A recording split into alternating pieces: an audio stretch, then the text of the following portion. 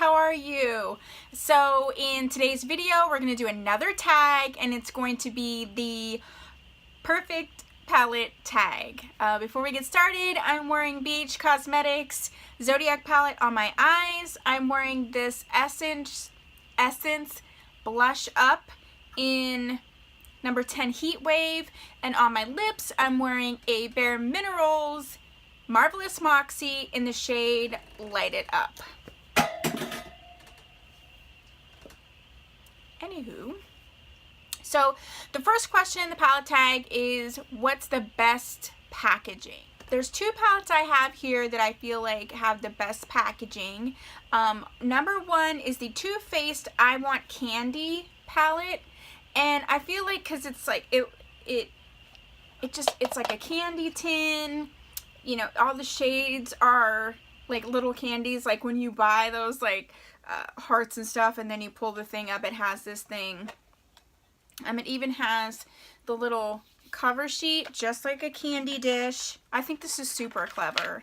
And then the shades are in there like that, and they smell like candy. So I think this is one of the best packaging.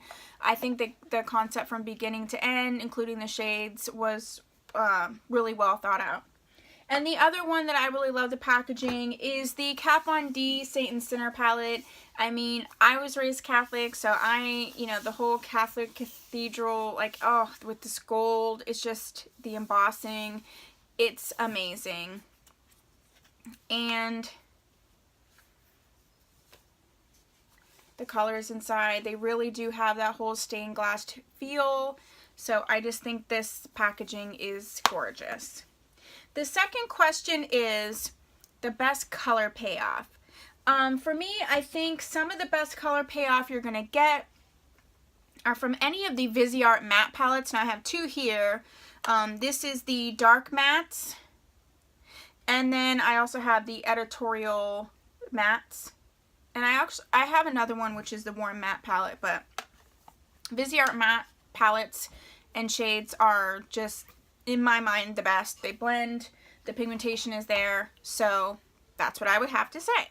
I also have another two for best color payoff. I say the Juvia's Place palettes. This is the Magic palette. The color payoff of these shadows is awesome. So hence why it's in this category. I'm just going to do the green sparkly shade, this red shade, and let's do this sort of purple iridescent. And you can see, I mean, that's one swipe. They're amazing. So definitely Juvia's Place. And other shadows that I really feel have a great color payoff are the Lunatic Cosmetics shadows. All of the bigger shadows in my Z palette here are Lunatic Cosmetics. So this one up here is Lunatic Cosmetics, this blue one, and then this black. So the color payoff is really amazing. If you have not tried Lunatic Cosmetics, do it. They're a really great quality. And then the next question is the most versatile palette. I would have to say, in terms of versatility, that the Jaclyn Hill Morphe palette is the most versatile in my collection. I feel like you can do a lot with this palette. You have a lot of neutral shades, some matte, some shimmers, pops of color down here. So I really feel like this is a very versatile palette. You can get most of the looks that you're going to want to get out of this one palette for sure. And the shadows perform very, very, very well. I also feel like, in terms of versatility, that the Lorac Mega Pro palettes are pretty versatile, but not all of them. I have two that I feel have that versatility. The one is the Lorac Mega Pro 2.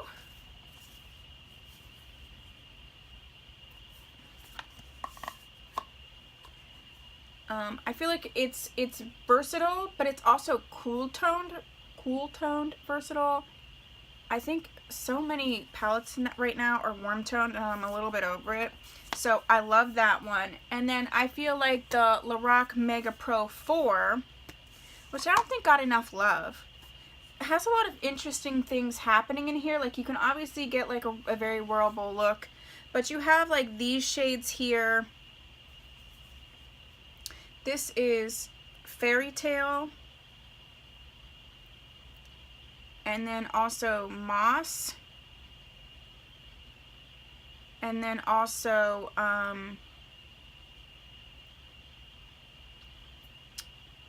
Denim,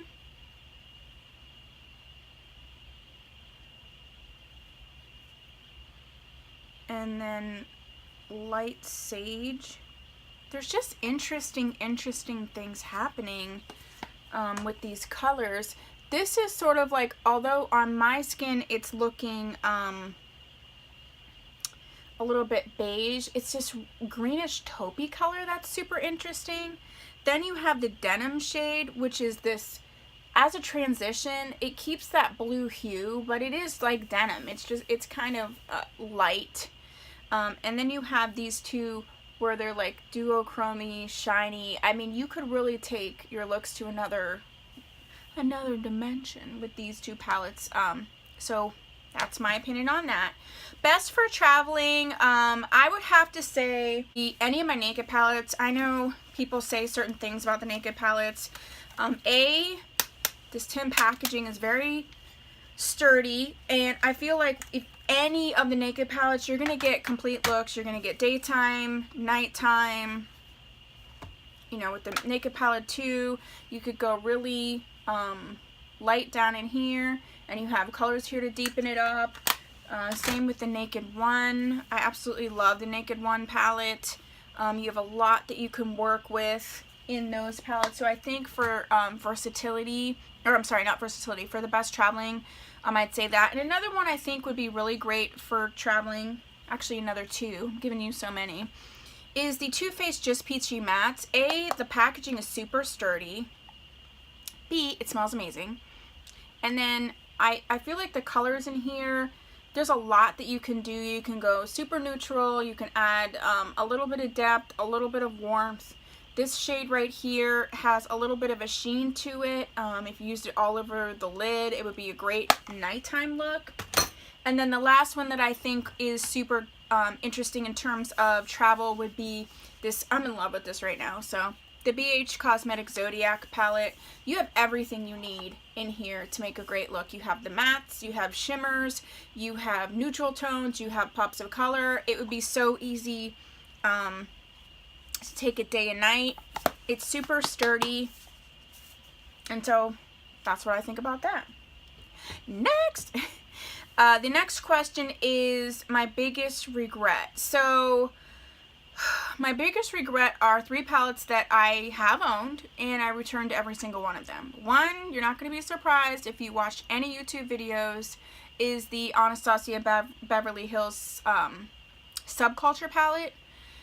Unlike most people, the colors in there I absolutely loved. I do feel that they all work together. I did understand the color story, like some people didn't really get the pairings. I love that whole, I don't know if maybe it's because I'm, you know, 80s, 90s baby, that whole like retro grunge, just like muddy, whatever. I really felt like that. I loved that. I loved how it looked, and that's what attracted me. Were they pigmented? Yeah, they were pigmented. They were too pigmented, and I do feel like that's the case. You know, I'm a single working mother, although I do spend a lot of time on my eyeshadow. Like, I won't do crap with my hair, but I'll spend time. I don't think that I'm necessarily a pro, but I do think that I have a good grasp of makeup application and blending and layering and deepening, and so it's just too much work. Could I make it work? I did make it work, but it was just too much work. And at the end of the day, I was like tired. I'm like, I'm not going out now because it took me 2 hours to blend my eyeshadow out. So, no thanks. The other one was the Huda Beauty Rose Gold palette. I hated the textured shadows in that palette. I just did. I'm not opposed to working with shadows. Like, for instance, the BH Cosmetics, their Bake Shadows are some of my favorites. They do take a little work. They take a little foiling. But some of those textured shadows were just on another level. You had to foil and spray and sticky base and this. And I just was like, no, no, no, no. I actually did get the dupes for both of those two palettes through Shop Hush, and that's the Bad Habit palettes. One was Retro Love, which was a dupe for the Subculture palette, and then the other one I believe was the Athena palette, and that I don't have it readily available, and that was a dupe for the Rose Gold palette. I haven't used the Retro Love yet, but I have used the Athena several times, and I absolutely love it. So, and it was like $12, not $65, so there you go. Another regret I had, and I actually have it on my list, and I had forgotten that I even got this. It was a baked shadow palette from Laura Geller, and I absolutely love like BH Cosmetics baked shadows, so I thought, oh my gosh, I'll love this, you know, one from Laura Geller. I hated those shadows. It didn't matter what you did. Spray them, wet, dry, foiled, not. I did not get any color payoff with it. I just was like, no. No. The next one is the best shadow names. I think, hands down, the best shadow names are always from The Balm. They do this whole, like, meat matte nudes and meat matrimony, and, like, this one is the Rockstar palette, and the shades are Metallica, like instead of Metallica, Iron Maiden, Led Zeppelin, Alice Cooper, Blink 1982 instead of 182. That's funny.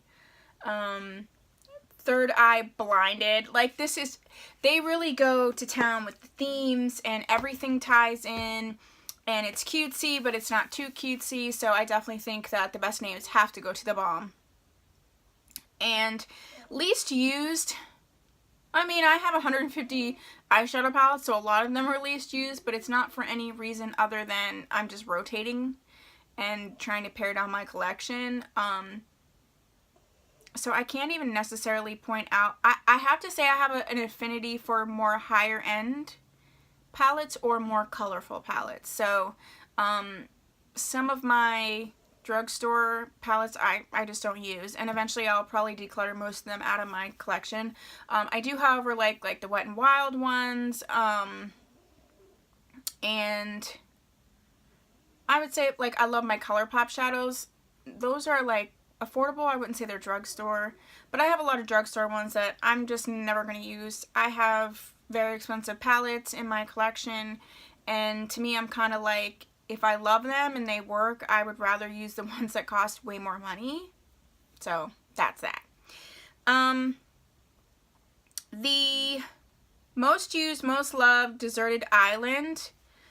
So, most used, most loved. I would say, I think that this Jaclyn Hill palette definitely is up there. And then the other two, for in terms of most used, my two most used palettes are actually this Natasha Denona Sunset palette, as you can see. And the other one that's most used, sort of most loved, is the Too Faced Best Year Ever 2018 palette. I've used this a ton. Can't really tell. There's a lot of shadow in there. So that's what I have for you on the perfect palette tag. I hope you like this video. If you do, give it a thumbs up. If there is a palette, or I'm sorry, if there's a palette I don't own, which anyway, if there's a tag that I haven't done that you'd like to see, go ahead and write it down below. I will see you in my next video. I hope you have a fabulous day. Bye.